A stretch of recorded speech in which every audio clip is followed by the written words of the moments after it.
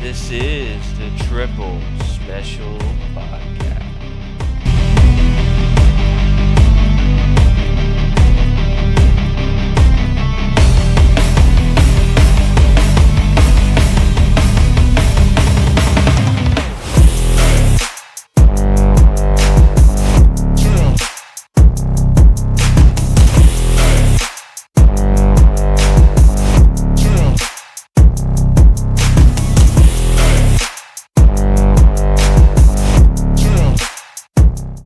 All right, here we are, episode 9, over 2 months in.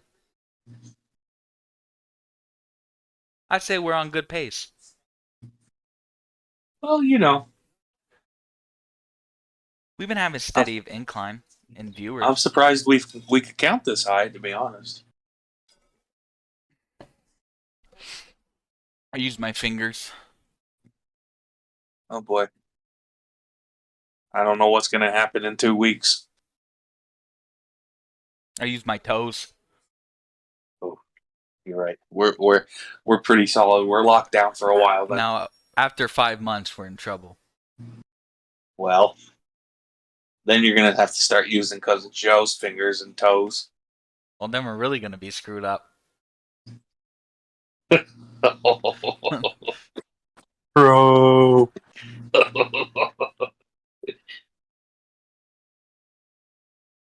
So does anybody have anything they want to, any pressing issues?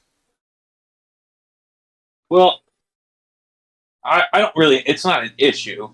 Or But pressing me and Lee, topics? we touched on it a little bit right before you joined, Joe. Did you see that Juan Soto turned down a $440 million deal? No. Yeah. Yes. So you know Juan Soto from the Nationals, correct?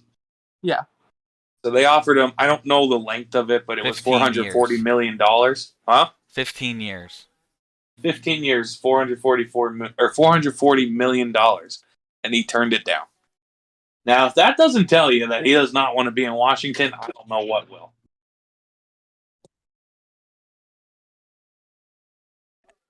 And that's a little over $29 million a year. How do you expect someone to live off that? I mean, I really don't think it was about the money No. at that point. He just does not want to be there. And it definitely wasn't because he didn't even, negotiate in any way. He just said no. I mean, he won a World Series there. But, I mean, he's probably, I don't know how old he is. He's probably starting to enter some of his better years. So he's probably trying not to waste them in Washington. I think he's as old as we are, 25. Yeah, so he's probably going to be hitting his prime. Oh, he's 23. He's 2 years younger than us. Fuck. So if he was drafted when he was 18, yeah, this would be his 6th year. So this would be the end of his contract. I mean, fuck. I mean, he's been... One might argue he's been in his prime, but... Or some would argue he hasn't even hit his prime yet, which is scary. Yeah, but, I don't know. Players don't typically drop off until 30-something. I mean, good players. Well, how old's Bryce? 34? I don't know. I know he's 30s. Is he? Yeah, he's 30. In his 30s. So he's 29. He's turning 30 this year. Damn, I was wrong. But, so, I mean, one could say Juan Soto's entering what they call his prime years. And I guess he just does not want to waste his prime years on a rebuild. No, because he knows in the offseason he can go anywhere he wants and be on a championships caliber team. If he chooses that way, yeah. I mean, if he turned down Washington, I'm assuming that's the route he's going to take. Is there anybody else worse than Washington? That's a great question because Even the notoriously bad teams of late have been doing well. On the rise. Yeah. I mean, the good thing about him, he's literally it's gonna be like the whole offseason. Every team is gonna be like in contention for him. Yeah, I mean, if you don't try to put an offer out there for him, then you're just dumb. 23-year-old, consistent since he's been in the league.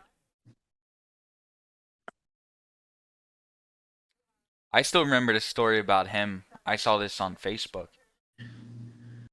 When he got drafted down at Double A, he was sleeping in the locker room on a air mattress, and the manager came up to him and said, "You got to get a bed, or you got to get a place to live. You're a young player. They invest in you.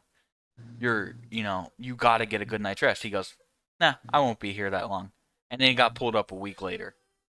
Huh. So like that's his mindset. I mean, yeah, you could kind of tell based on how he acts in the field and stuff. I mean, he kind of knows he's the shit, and I can't really tell him that he's not. So, A lot of people try to I remember I saw this on Facebook. A lot of people saying that he wasn't that good. For 23 years old, I would say he's pretty fucking good. He's pretty consistent.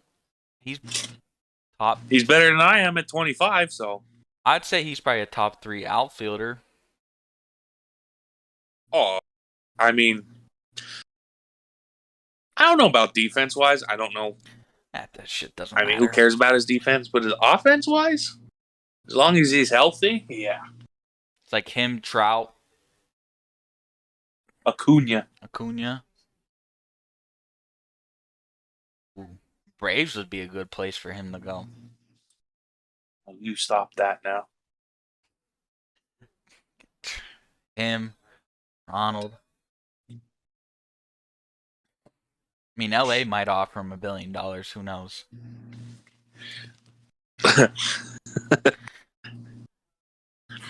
That's actually that raises a question for me. Do you guys think at some point in time we will see? It would have to be baseball because there's no cap. $1 billion contract. Yes. I mean, maybe not in our lifetime, but Yes. And next, I would say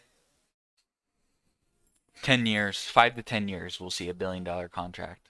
20 years, $1 billion. Or maybe, yeah, 20 years probably. imagine that.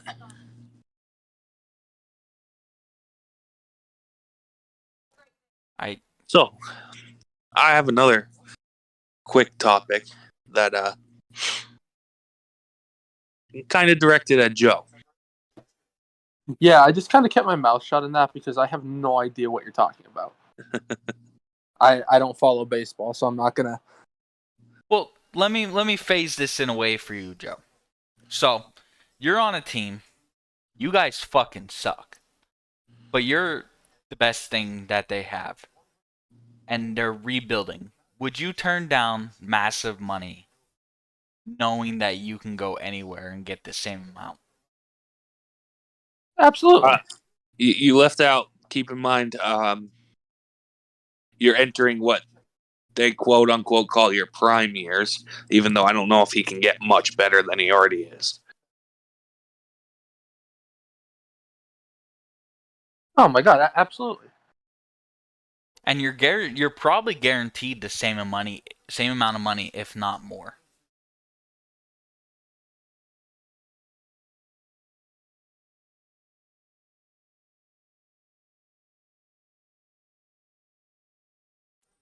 I mean, it's easy from an outside perspective to say, how the fuck could you turn down $440 million?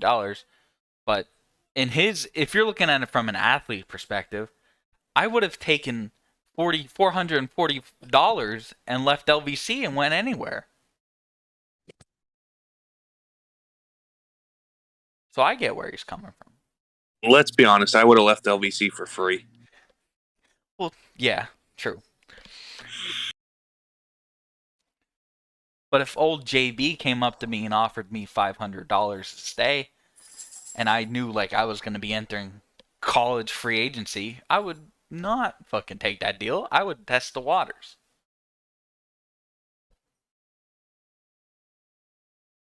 Oh, absolutely. No, sorry. So, next topic. So, Joe, Yeah. this goes back to a picture that I sent you during the week. I don't know when I sent it to you, yesterday, the day before, whatever. It was the linebacker bracket. Okay. And I'll bring it up because I don't know, maybe Lee disagrees, maybe he agrees. You disagreed with the outcome of this linebacker bracket. Is this online? I did. So, Lee, I'm just going to cut to the championship round. Was Lawrence Taylor versus Ray Lewis, and this bracket had Lawrence Taylor beating out Ray Lewis. 100%.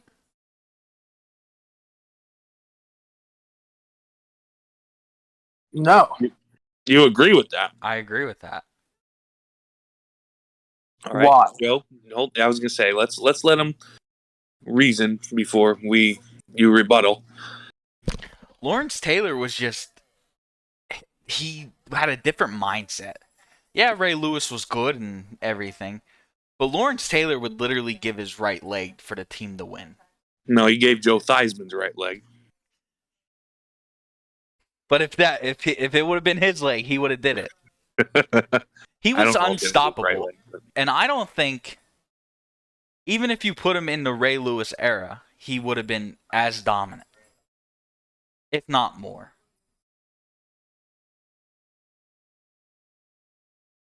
Because he could play anywhere on the field. He wasn't just a middle linebacker. He can go inside, outside, even up on the line. He was versatile, more versatile than Ray Lewis, more athletic than Ray Lewis, meaner than Ray Lewis, and was just an all-around better player than Ray Lewis. okay, Joe, go ahead. Ray Lewis killed a guy. How are you not going to say he's better? He did not kill a guy. He was never convicted. Allegedly. So did Ray OJ. Lewis allegedly killed a guy.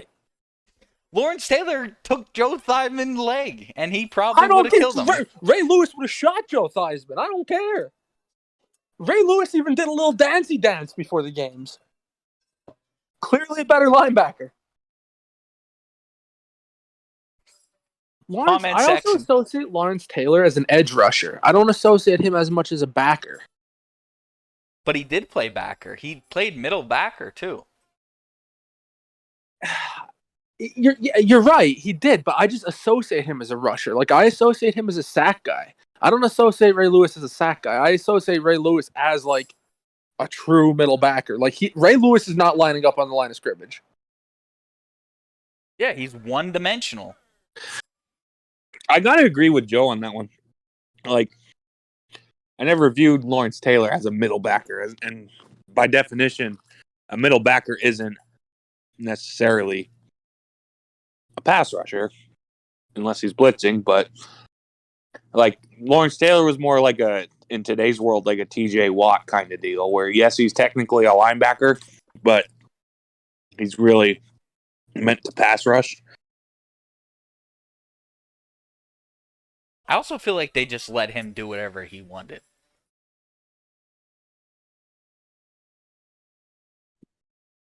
He kind of was like a Jadeveon Clowney, just kind of lined up wherever. Who, Lawrence Taylor? Yeah. Yeah. So here's my counter argument to your point. Lawrence Taylor was a very good player on. Those Giants defenses were pretty decent, but could you name somebody else that was on that Giants defense? No. I can't Like, name yeah, anybody else that was on that Ravens defense either. Oh, Terrell Suggs, Haloti Nada, Michael Pierce for a while in the interior, Ed Reed. But is that because that's the defense we grew up with? Like, if you went down and asked your dad who was on that Giants team, he'd probably be able to tell you. I don't know that he would, solely because like my dad just doesn't really give a fuck. But I mean, I can't name anyone that was on the Giants, but of the people I named that were on the Ravens, I would say most people would know two of them other than Ray Lewis. I would say most people know Suggs and Ed Reed. That's who I know. I mean, Haloti Ngata was good, yeah, but I wouldn't call Haloti Ngata a household name. Would you agree with that? Haloti Ngata? Yeah. No. And he was only good for a short period of time. He didn't, like... As he got older, he kind of became a bum. Not a bum, but his production slowed quite a bit. He was on the Eagles at one point. My point. I just looked up the defense, and I don't know any of these guys. Lawrence Taylor never crossed paths with Michael Strahan, right? No. No, they never would. No. Probably missed by like 2 years, maybe. Yeah, I don't think it would have been much of a miss, but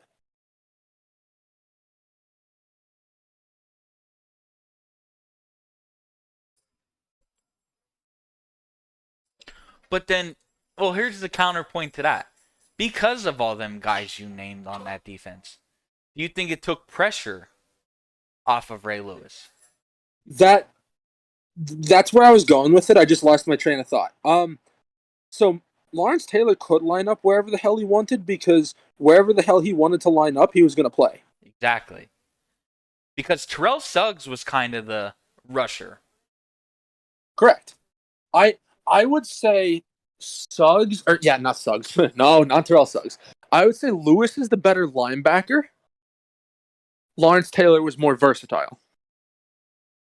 But I think I'm also thinking like a pure linebacker. I don't like including edge guys because it's just different styles of play. Well, and that's the fault of the bracket. Yeah, like they should have done. Because middle backers definitely don't have the same responsibilities of an outside backer. An outside backer, you're either in the flat or you're going. Exactly. That's all you needed to do. And I don't think Lawrence Taylor was in the flat too often. I mean, how often is TJ Watt in the flat? Not as often as you'd think. Yeah. Now, would you say who do you think is below Ray Lewis in terms of middle backers? Brian Urlacher. Not Junior Seau? Nah, fuck Junior Seau. All right. So that was kind of leading up to my next question. Do you both agree, though, that those two are 1 and 2? Interchangeable 1 and 2. Right. See, I'm not even going to give it interchangeable. I'm going to say they have 1 and 2 flip-flopped, but they are 1 and 2. But one in their respective. One of yes, see, I consider Taylor a rusher. I would have him as the best rusher of all time. Yes, he was disgusting. So in this bracket, What's this on the bracket? In this bracket, though, it split it up by eras, I guess you could say. So Ray Lewis won the 2000s. Lawrence Taylor won the 80s to 90s.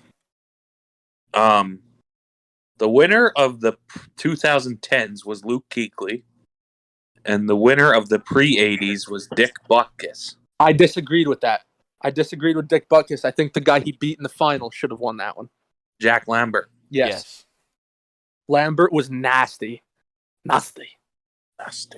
I think it should have been Lambert. I think Dick Butkus is solely because of all like the glory he got on like the ancient Bears teams. Yeah, I was gonna say he was on that '85 team, right? Yeah, I mean he was probably the most well-known player off that team, off that defense, I should say. I mean, Refrigerator Perry, but most people know him as the fullback scoring a touchdown. True. Where Jack Lambert, I think, was a better player, but I think he's probably not as talked about because that defense was so good. It was I mean, he wasn't even stacked. the best player on that defense. I would say Mean Joe Green. Yeah, it was Mean Joe Green. I mean, but like you said, part of the problem with Jack Lambert is, like you said, you had a lot of people on that defense. Wasn't it the steel curtain? Yes. So how do I you mean, compete with that? Mean Joe Green, LC Greenwood. Jack Ham, And Oh yeah, fuckers were Ham. missing teeth. Rod Woodson. Did Rod Woodson play in the 70s? Oh, that's a good question, actually. I thought he was on those teams. I could be wrong. I could be wrong. Played for 17 years. Hall of Fame 09. I'm thinking he probably just missed it. Hold on, let me see. Rod Woodson started in 87. Okay, I was off. My bad. But still. I think Lambert should have won that. I'm trying to find it. I know you sent it to me. I just can't. Yeah, there we go. There What we was go. it? All right, I'm looking at it. What was it through? Here, Lee. Do you want me to just send it to you? Yeah. Do you agree with Luke Kuechly winning the 2010s? Let me send this to him real quick. The only one that I really looked at in depth when I said I disagree was the finals. Mm-hmm. Let me send this to him real quick, and I'll take a peek. Sent it on Snatch Yeah. Chat.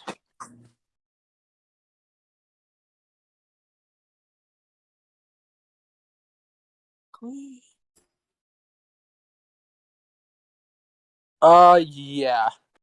Yeah, I agree with Keekly. Actually, my guy that I would probably have it too. Well, no, see, he wasn't a true backer. Are you gonna And say Associated Vaughn? Press.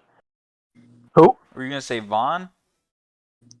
No, I wasn't gonna say. I was gonna say Clay Matthews. The problem with Clay is he had like 2 good seasons, and then was never heard of again. Suggs over I mean- Kerrigan, I agree with. I Wagner over disagree Jones, with I agree. Wagner over Suggs. Willis over Matthews, I guess. Keekly versus Von Miller is a tough first round matchup. Well, Yeah, I think Von Miller could have made it a lot deeper in that. So you agree with Wagner over Suggs? I didn't get to the second round yet. Be patient. Oh, I'm sorry. Ooh. I don't. To me, that's flip a coin. I put his success on the Legion of Boom. Well, you can also make the same argument you guys were making for Ray Lewis versus Lawrence Taylor. Terrell Suggs is an edge rusher. Bobby Wagner is a pure middle backer.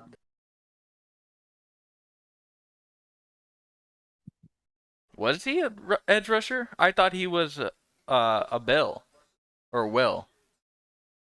Who, Terrell Suggs? Yeah. Nah, Suggs lined up on line of scrimmage a lot. Did he start out as a Will backer? Maybe. I think he started out and then they moved him.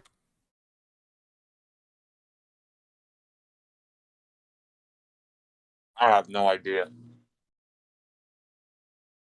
Actually, in 2005 and 6, he was a D end.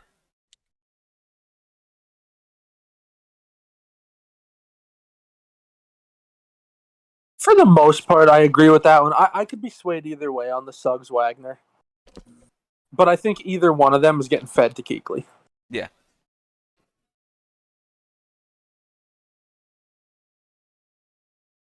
Okay, jump over to the 2000s. Lewis easily over Fletcher.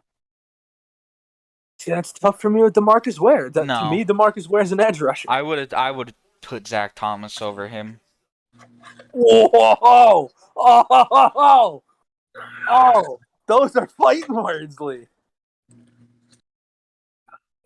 I mean, boy. You know what DeMarcus Ware would do to all three of our ankles if we were trying to triple team him. My foot would be up your ass. and his ass would be in my face. He would turn us into a 3-man human pretzel. Why did they put Before James we even got Harrison out on of our here? stance. Exactly. DeMarcus Ware was a bad man. Not as bad of a man as the next one I disagree with, James Harrison over Derek Brooks. You're taking James Harrison over him. Yes.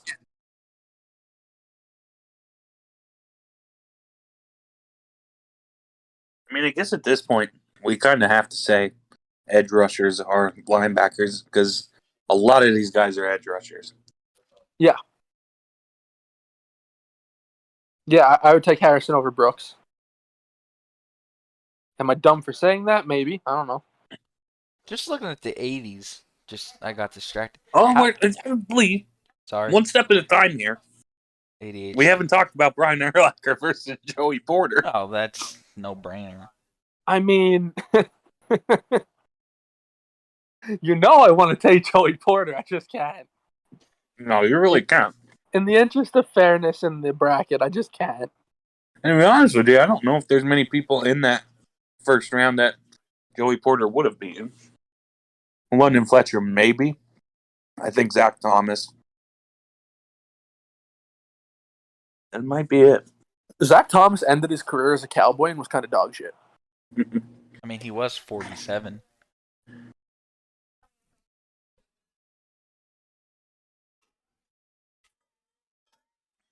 I'm surprised Brian Gushing isn't on here. Ray Mauluga. So where are we going now? Huh? Where are we moving on to now? 80 to 90s. We're going back in order. I don't even know who the guy Lawrence Taylor faced is. I don't either, but I think it's a clear cut Derek or Lawrence Taylor winner. I actually don't have any. Mike Singletary over Junior Seau. Maybe. I think you can make an argument about Kevin Green and Derek Thomas too. Mm-hmm. Kevin Green was fucking stupid. So makes great linebackers. Makes great linebackers and great fullbacks. I mean, I think the 80s to 90s is pretty solid. Yeah, I can't bitch about the 80s and 90s too much. Now, moving on to the fucking pre-80s, I have a problem with Ted Hendricks over Jack Ham.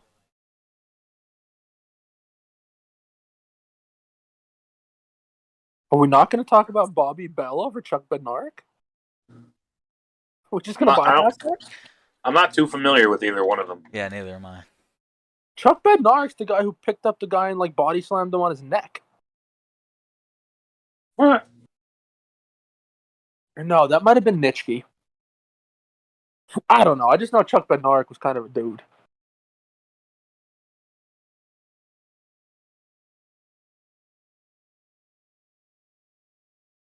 Well, I also disagree with Ted Hendricks over Jack Ham. Yeah. Anybody on that defense was better than anybody on the fucking Raiders.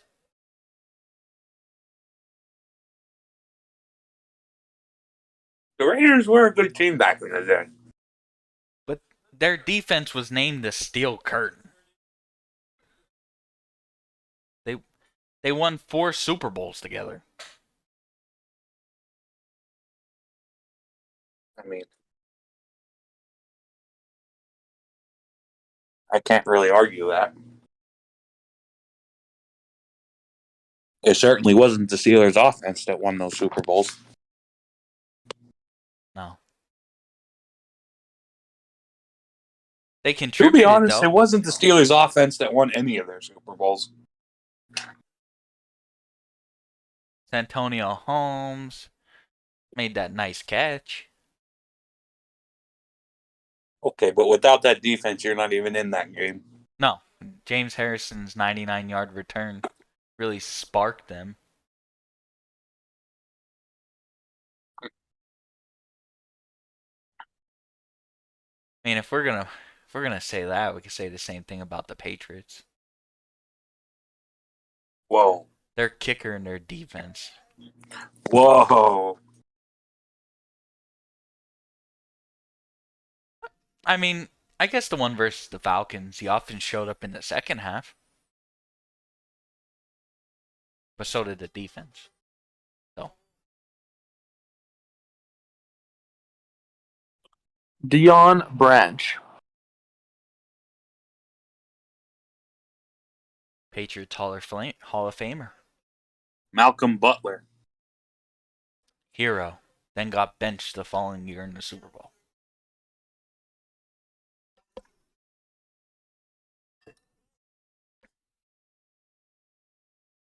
Derrick Henry. Oh. Interesting. So anyway, Lee, let's move on to what's really grinding your gears. What's really grinding my gears? One of the things that really grind my gears. So I was at the gym. Was it yesterday or this morning? And I was in between sets, and I was going through, I think, Instagram, just checking my stories. And there was this skinny person doing a video on weight loss myths. I'm never going to take weight loss advice from someone that has been skinny their whole life. They don't understand the struggle of what it takes to get from being fat to losing weight. That's true. I need to see it before and after. Yeah. Like, if you've been skinny your whole life and you're one of them people that struggles to put on weight, I don't care if you have your PhD. I don't care what science you have. Until you carry it around 250, 300 pounds, then you know the struggle of how hard it is to lose weight. I know the struggle.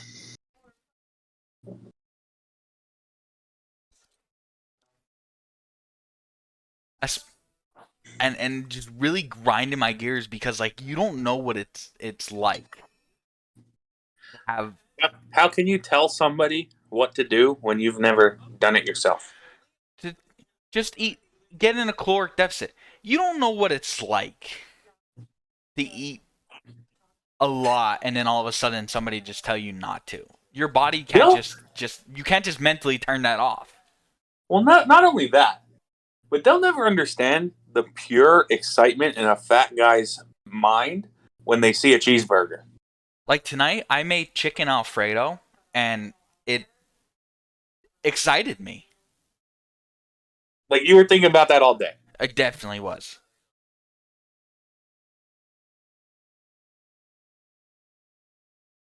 Or they'll never understand how turned on a fat guy gets when there's a roast cooking, slow roasting all day, And you're and sitting you there, just smell it all day, and and you're just sitting there creaming yourself, waiting for it.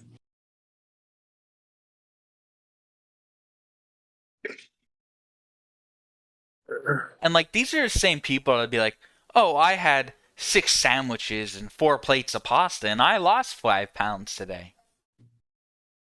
Right, because you don't retain weight. No, you were blessed by God to have this great metabolism.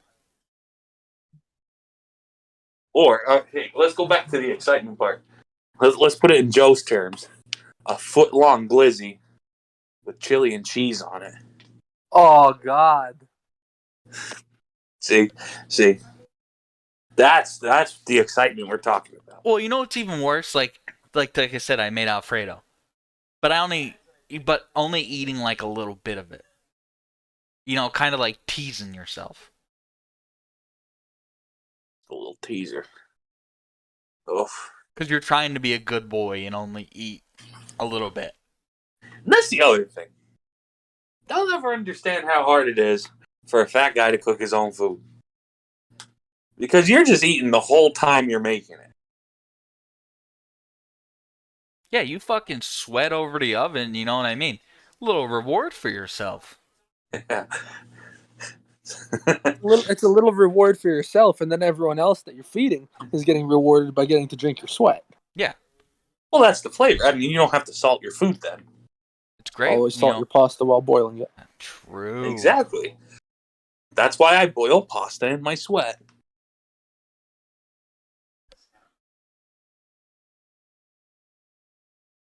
Mm. I don't know. Yeah. Like I get, you have your degree and everything, but Fuck your degree. that's great if you're doing it with soccer moms or already or skinny people that just happen to have their metabolism slow down and they just need a little kickstart to get it back into motion. For people like us, we need somebody who was in our shoes that it knows what it's like to struggle. Yeah, dude, just eat less and work out.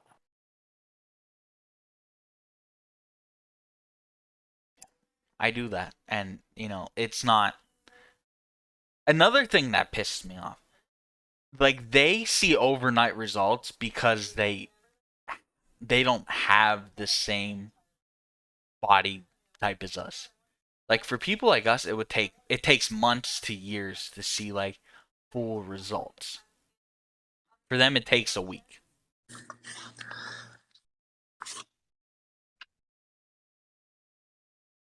Well, one could say though, we have more weight to lose, so we can lose it easier.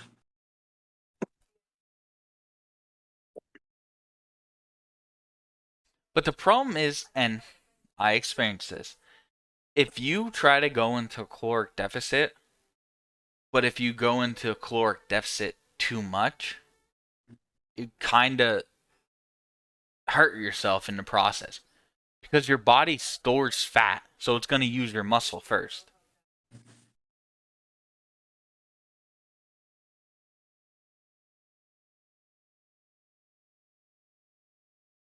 So you have to find like that sweet spot.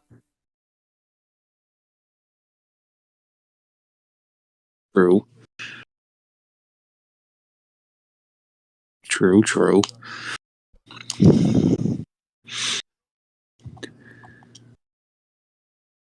God, I really got all horned up though when we started talking about all that food. I'm still thinking about that Alfredo. It was really good. I was gonna say, was it delicious? Oh, it was so good. I seared the chicken off too, so it had a nice crust. Oh, keep going. Before I put it up, I kind of like stripped it up at first, and I put it in a bowl, put some olive oil on it, and put some seasoned salt, some garlic, Oh, and this chicken specific rub called the usual. It's like a barbecue rub, and I dumped it all in the bowl, and I got all in there, and I rubbed them all together, and I gave it a oh, good toss. oh. Tell me about the Alfredo sauce. Okay, so you start out with this couple, let's say 6 to 8 tablespoons of butter, Oh, and then 2 cups oh, of heavy cream oh. and some garlic, and you let that Mm. melt down on the stove until it comes to a nice simmer. Yeah, I bet you watched it melt and simmer too, didn't you? Right, I stirred it too. Oh God. And then I took a lot, I'd say 2 to 3 cups of Parmesan cheese, dumped it in there, swirled it around, and then I let it get all nice and thick. And then I dumped in my penne pasta, gave it a nice little stir. Oh, oh. Oh my God. Oh my God. And then I had some bread to sop up the extra on my plate. Oh, oh.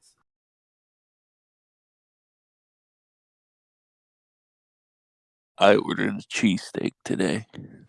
Kind of cheese. I don't know, but it was delicious. Was the bun warm? Oh, it was toasty. Oh yeah. Oh God. And it was like a Philly style cheesesteak where the cheese is like melting in the meat. Yeah. Oh. And like when you take a bite of it, your tongue and it just gets hit with this silky, Oh. smooth cheese rubbing all up against it. Oh my God. I also had some mozzarella sticks too. Oh! Oh. Oh, Did you pull them apart and lick the cheese in the middle? Oh my God. Yeah. And then take that piece of cheese and you dunk the rest of it in the sauce. Oh, do you know what the best way for me to describe these mochi sticks to you, Lee, is? Remember that place at LVC, JNS or whatever it was called? Yeah. Oh yeah. Gotta Remember their miss mochi JNS. sticks? Nice cheesesteak stromboli and some mozzarella sticks. Oh, Oh just like their yeah. mozzarella sticks. Oh, God. Oh. But wait, that's not all. I also had some fries topped with cheddar cheese. Oh yeah. Oh, yeah. Any bacon or no? No, that's not an option, but I would love that. Oh. Joe, what'd you have? What was your experience like today, Joe? I ate a salad from Cracker Barrel. Oh, Yeah. all right, moving on. I had a ham sandwich for lunch. Oh, yeah. Hot Is that ham and is that really? cheese. I Hold on. Is toasted that it. really all you had, Joe? Yeah. Huh, I was Was there it like- like a dinner salad? Yeah, it had like bacon and ham and turkey in it. Oh, Kind of okay. Now we're dressing. talking. How was the bacon? Oh, excellent. Oh, It was like the little bits. Yeah. Mm. chewy, crispy. Chewy. Mm. Mm. Yeah, I want bacon bits to be chewy. I want bacon itself to be crispy. Mm. I agree. Although I could eat regular bacon either way, but the bacon bits have to be chewy. Is there any How was the turkey? A little fatty, but it tasted very good. Oh, the fat. Mm. Was there croutons?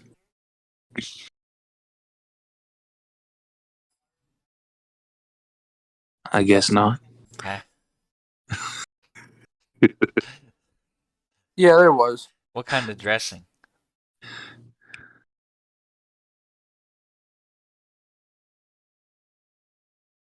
Oh God, he's making us wait. A little tease. What was the question? What kind of dressing? Cousin Short and close your ears. Oh, I don't want to hear it. Extra of it too. Oh no. Is he gonna say the R word? Yep. Ew. Oh, don't even say it. Ruined it. Ranch. Ew. Oh. Oh. Would either of you be interested in going to see the MLB Field of Dreams game with me, August 11th? Where is that? Oh, it's in Iowa somewhere or something like that. I don't remember. It's right next to hell the yeah. actual Field of Dreams.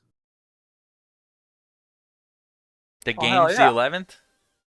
August 11th. I don't know how much tickets are costing. All I know is that there's minimal seating, so it's probably expensive.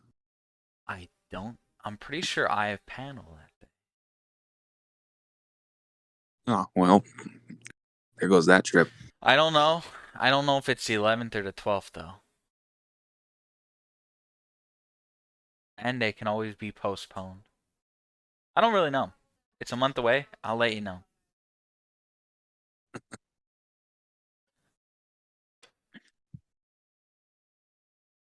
All right. Now that we got our little sex session out of the way.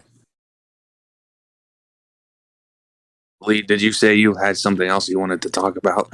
Something else that was grinding your gears? Pretty much, we're fucked. So, doing my graduate school readings, I realized we're like the Roman Empire and at the end of the era. And by that, I mean we have a president who can't form a fucking sentence, a PR stunt of a vice president, and a Speaker of the House who's an inside trader who only profits, and a fucking Congress that's fucking more backwards than a car in reverse. And I was thinking about this today. If you're a developing country, how the fuck do you look at the United States and China? And when you're comparing them, you see the United States and you have our terrible government problems, and we have such inward fighting. We can't even agree on the fucking color of the sky, you know, what color the road is. And you have China, who has a booming economy, growing at a rapid pace, and, you know, is building a military and soon to be the top dog, the top global power. And how do you sit there and think, no shit, maybe authoritarian government is the way to go, ruling by fear?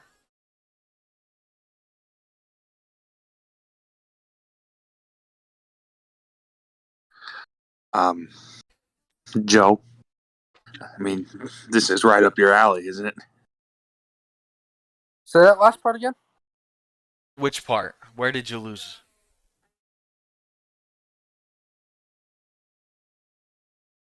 I'm trying to remember what the last thing I heard you say was. The last thing I was talking about how you can compare China and You were talking America, about. I was going to say you were talking about China. and how can you think like an authoritarian government might be the way to go in a new world compared to democratic, because they have a booming economy, rapidly growing. Everybody goes to them for goods, and they have their footprint in Africa, taking all their natural resources with pretty much free labor, and it has a foothold on its people, which, in a way won't cause a revolution because they're free enough not to question, but scared enough that they're not gonna make a big fuss. Whereas we have a Dimension president, PR stump vice president, and an inside trader Speaker of the House, and a crooked Congress, and inward fighting with people who can't even fucking decide if they're a woman or a guy, let alone if they're a gender.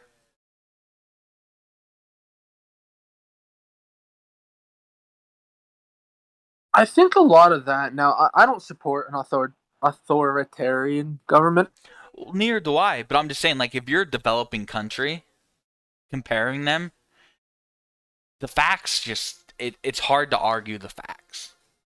I think part of that is because our government has gone so far from where it originally was.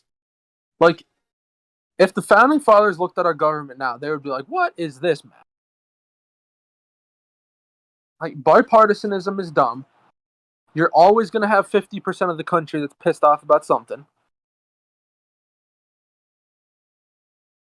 And like, if you choose a side, you're already in the wrong. You should be in the middle with an open mind, hearing the ideas and making your own opinion instead of being a fucking sheep and following, you know, what your party says. I was gonna say that's part of the problem too. Is like people. I'm gonna say people that don't know much about politics but associate themselves with a party. So let's say you're Republican, but you don't really know what's going on in politics. You don't pay attention to it. You don't know anything about the people running for president. And Joe Biden wins the election. You're pissed off and you don't know why.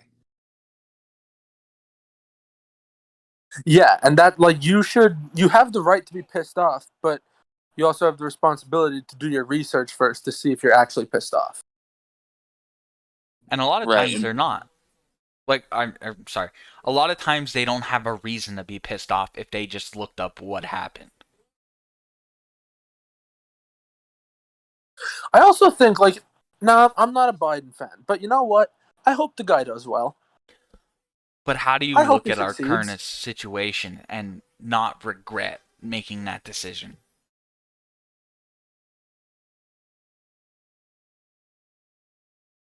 We're a laughing stock to the rest of the world.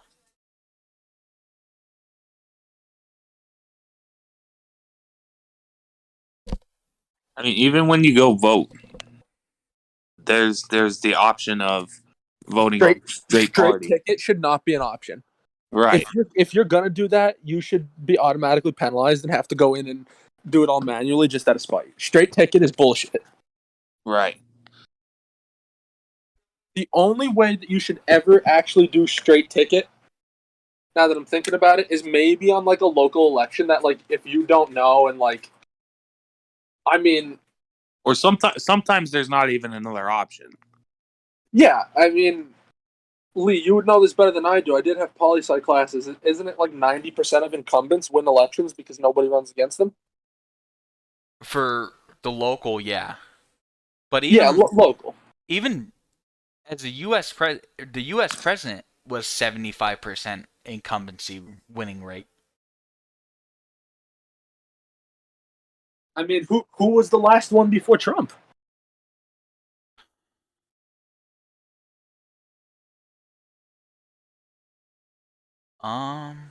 Who was the last president before Trump? I know that. No. No, who was the last to not win as an incumbent? Oh, I don't know. I have one in my head, but I don't know if there's anyone after him. I'm gonna blurt it out, but I may very well be wrong. Jimmy Carter, maybe? Last U.S. No, you know what? No, Wasn't it it would be. H.W.? Yeah, I was gonna say it would be the first Bush. First Bush was in from 89 to 93, because Clinton was 93 to 01.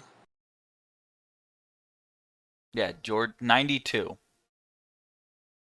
He lost to Clinton. Okay, so that means he would have carried over into. It technically was the 91 election. Right? No, 92. No, 92 election. Yeah, so HW was the last one. Okay, the last one before that would be Jimmy Carter, because Carter was 39, Bush was 41, and in between them was Reagan, but he was there for 8. And people didn't actually vote for Biden. They voted against Trump. And I think it's a sad day in the world when that's what your vote has to be.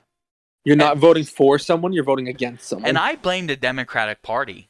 Why couldn't they get someone else? I honest to God, I would have considered voting for Pete Buttigieg. Well, I was listening to a podcast, and they said more conservative-leaning people are easier to swing to the left compared to trying to swing a liberal right.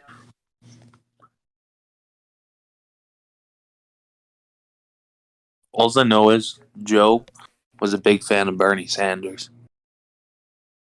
Don't get me going. Like if you lower my taxes and all you want is to keep abortion, fuck it, I'll vote for it. I was gonna say pick your battles. Yeah. Like pick your battles. Am I gonna be a social justice warrior out there saying, like, I don't know, what's a good example? Like you said, the abortion and the taxes. Like, sorry, but lower my taxes and you can have abortions. If you're running, you're like, I want to keep abortion and I'm going to lower your taxes to 10%. Fuck it, you have my vote. More money in my pocket.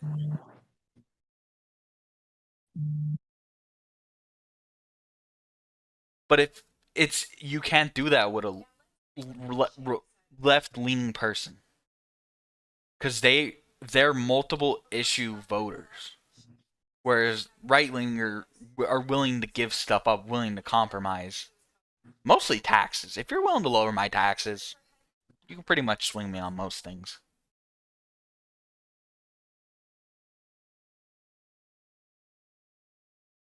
I mean, I'm big on taxes and like the price of like general items. Exactly, I don't like paying $6 for a stick of deodorant. Or $4 for a pint of milk. Yeah, taxes are one solely because I know what my parents deal with that. Like I don't really deal with taxes a whole lot. Like I know they get taken out of my paycheck, but honestly, I don't look at them. I don't even really know what the hell they're for. I do know what they're for, but I don't look at them. Like what does me knowing what they're I know what they're for, but what does me looking at them do? They're going to get taken out whether I look at them or not. Well, here's Yeah. my thing. I got a promotion. I got a $5,000 raise. My check went up by $100 only. Like my net, what I was taking home. You probably fell into a higher tax bracket then, I right? did. So even though I got a promotion, I'm still losing money. Like I'm struggling to make ends meet at what I'm making now. Like I feel like I shouldn't be making the same as a factory worker. You know what I mean? Now, oh boy, Lee, how long do we have?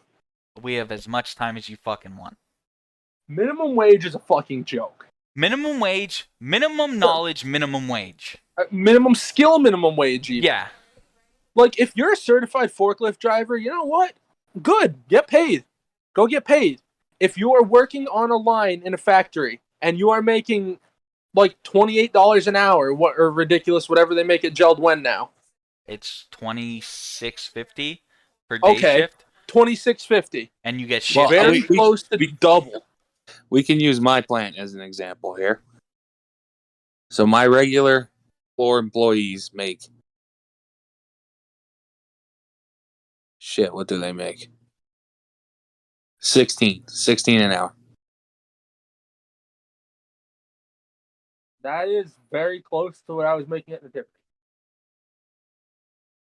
That's yeah, but Actually, but might here's be the more thing. than what I'm making at the Tiffany.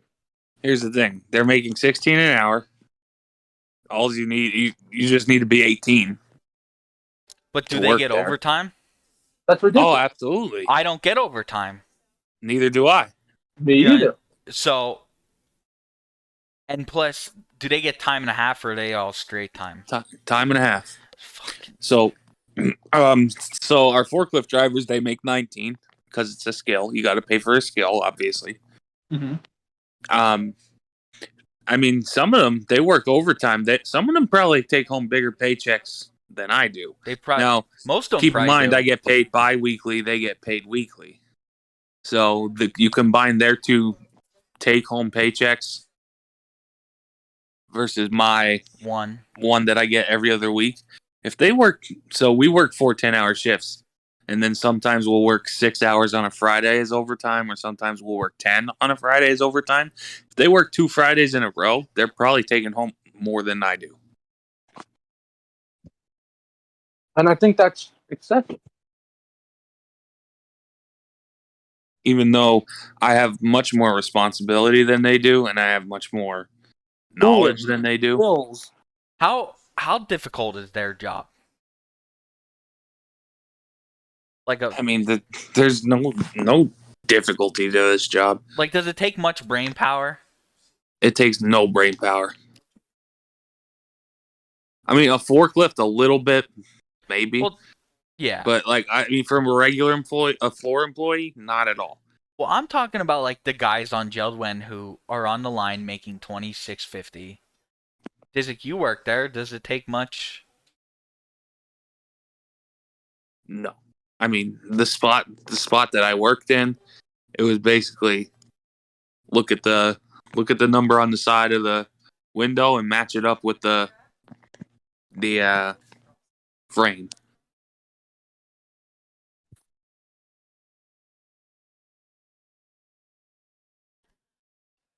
I personally think I shouldn't have to sink a paycheck and a half just to pay rent. Yeah. I mean, that's another thing that's ridiculous right now is rent. And it's everywhere. You can't even move. Because wherever you go, you're still going to be fucked. I mean, I pay more in rent than my brother pays for his mortgage. That's the case for me. But I can't afford a house because I don't have the down payment. Me either. Yeah, that's the problem.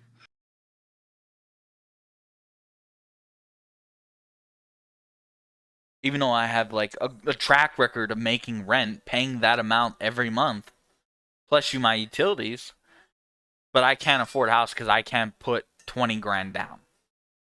And I'm never gonna have 20 grand. No, you can't save. You can't.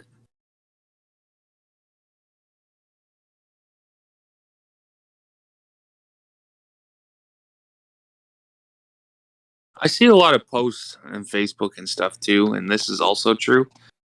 It's like um, something like my boss gave me a 3% raise, but the cost of living went up 5%. It's It's up to 9.1 now. like whoop de doo. We actually didn't get our 3% raise this year because we weren't able to budget it.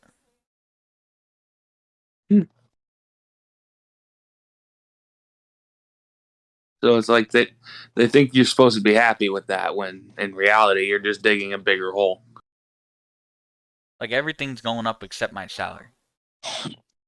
Exactly. That's why I decided to go back to school. I mean, I'm surprised Joe hasn't chimed in yet because he's probably taking the worst of it. True. Which also doesn't never made sense to me. Why does a teacher get paid less than a lot of jobs, I should say? An average warehouse worker. I mean, not to blow my own load, but I feel like I'm a more useful profession than someone who's working on a line in a window factory or a pillow factory or Joe, what's your average whatever. salary? I just, like an hourly rate, would you say? I have no idea what my hourly is, to be honest. It's not good though. Because we instituted some at my job where the lowest level is making over $15 an hour. I think it's 15.23, which I think equates to 30,000 a year. And the only real thing you need for this job is have a pulse. Well, you need to work at our place. Well, I lied. You should probably have 2 hands and 2 legs. $29,600. And that's a clerk 1. That is the lowest job we have.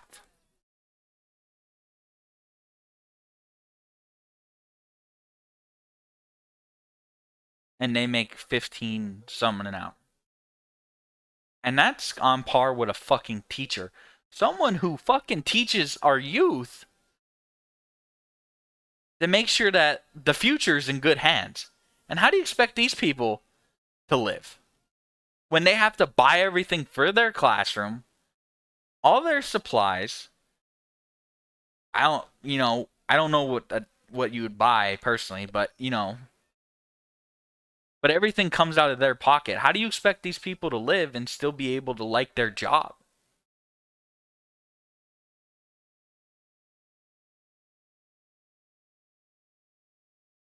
I mean, if you're raising the cost of everything, you have to raise the wages. Like if you're raising the wages, the minimum wage to 15 an hour, I should be making like 30. But I mean, raising minimum wage isn't the answer either, though. No, that just makes everything else more expensive.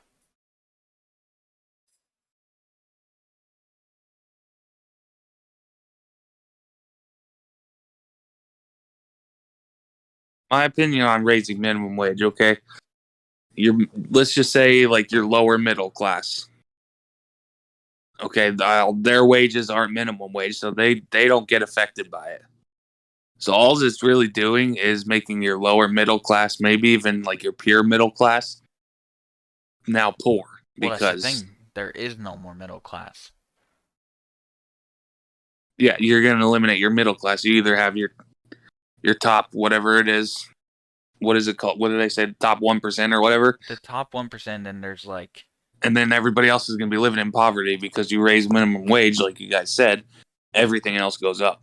Well, there's also like the top 10%, which is like your athletes and everything who make, and your actors. Right. And then you have the upper middle class who are like, 200,000, and then there's the rest of us. And the thing is, you can't even make the argument, like people always make the argument, oh, that's just businessmen being greedy. Well, that's not necessarily true either. If you're raising minimum wage, they have to pay their employees more. They need to make more money. 20 years ago, you can make that argument. In 2022, you can't make that argument anymore. Yeah, I mean, unless you're talking like the special case of like, yes, Jeff Bezos probably takes home more money than his grandkids will ever even know what to do with. But when you're talking like a small business owner, yeah, he's going to raise his prices because he's got to pay his people now. And compete with buying his products. Like if it's a restaurant. Right.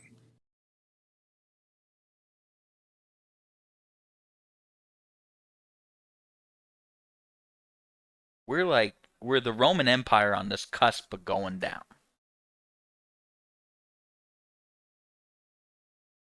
All I'm saying is, there's a couple people that I'd like to meet in the Colosseum if we're going to be the Roman Empire.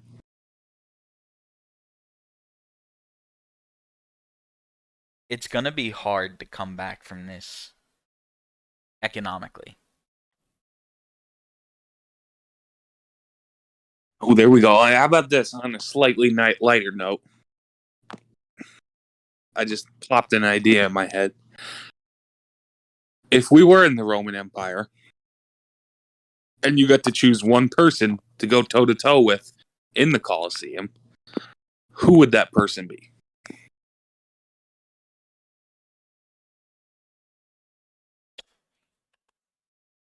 If I Chuck beat them, Fletcher, and it's not close.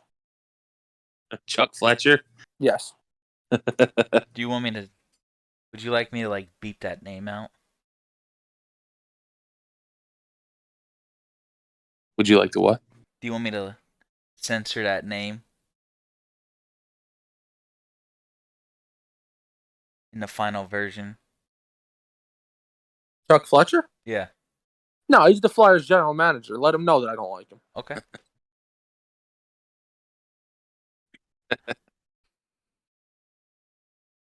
To build off of that, Joe, you're reasonably frustrated with Chuck Fletcher. I'm not as big of a hockey fan as you are, but I'm still frustrated with Chuck Fletcher because I think we talked about this a little bit last week. The Flyers need to decide what the fuck they're doing. You're either rebuilding or you're winning now. You need to tear it down and rebuild. You need to. Fire sale it. Start from scratch. Yeah. Get rid of him and start from scratch. Fire him, promote Briere. Danny Briere is our assistant to the general manager. Is he really? Mm-hmm. I didn't know that. Yeah, we brought him in like halfway through last year. Interesting. I mean,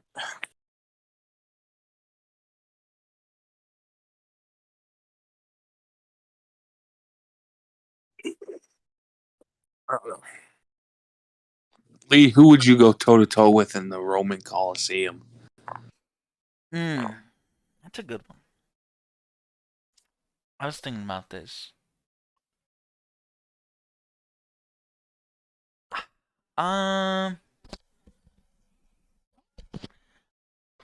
JB.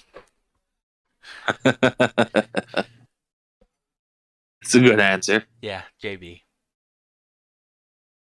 I have a feeling I might have to wait in line though. I think you would. Who's your answer? Who's my answer? And remember, if you need, I can always censor it.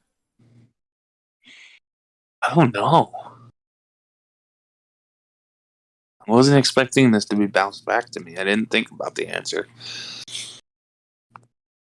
Huh. I actually have a couple people, but that was the one that really.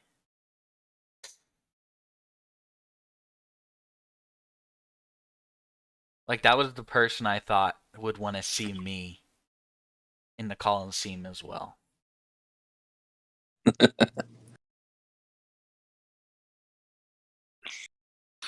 I don't know. Do you think anybody would call you out?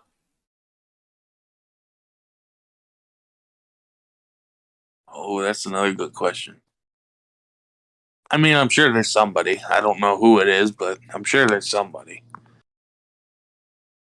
There's got to be, right? Like, no, nobody is liked by 100% of the people.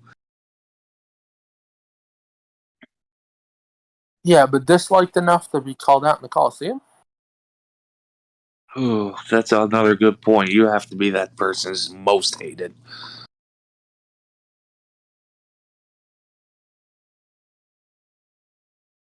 Well, do you have any? But do you think you have anybody, Joe?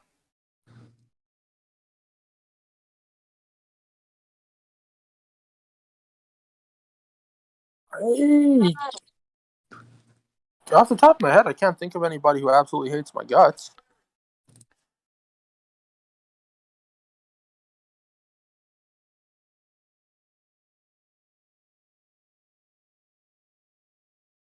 You know, I think I know who I'd call out in the Coliseum.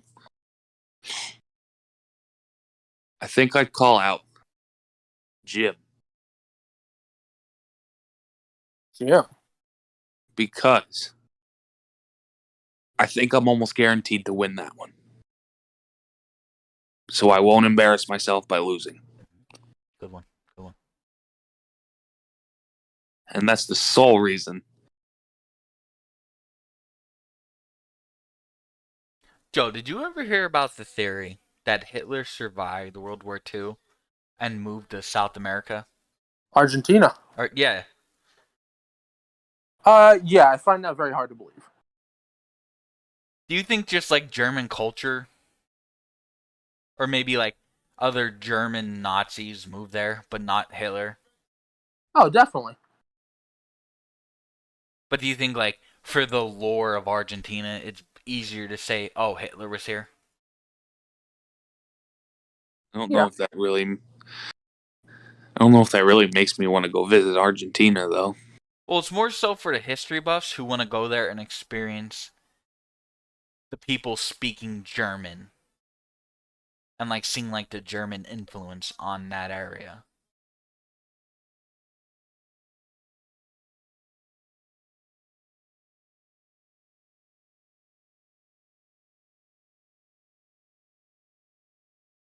I don't know. I mean, I personally don't want to go to Argentina because Hitler may or may not have been there.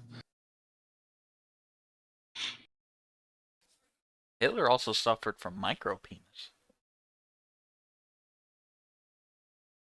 No wonder I'm pissed off all the time, too. Yeah, he suffered from micropenia or whatever it's called.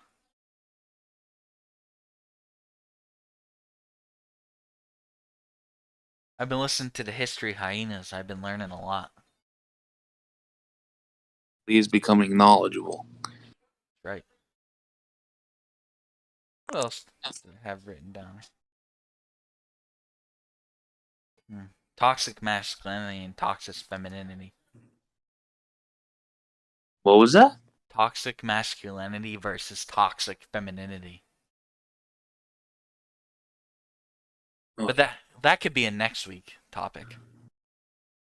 Oh, a little cliffhanger. Yeah. Is toxic femininity worse than toxic masculinity?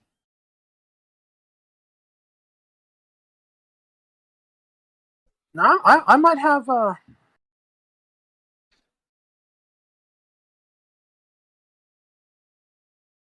an unpopular opinion on that. Do tell. No. Well, now I'm curious. I need to know. All right, well, I guess you don't have to tune in next week. We're doing it right here, right now. No, we ain't. We ain't doing it live. Oh, you know what? Good point. Lee, why don't you outro us and we'll talk about it offline? Okay. Guys, follow us on Twitter and Instagram. At Twitter, we're at 3specialpodcasts. Instagram, we're triple special podcast. We have a link tree in our link that takes you to all of our locations. We are on YouTube, Spotify, Apple Podcasts, Amazon/Audible, Good Pods, and Spreaker. Follow us on there, Triple Special Podcast, episode 9. Thank you, Episode 9 and we'll see you later. Bye-bye.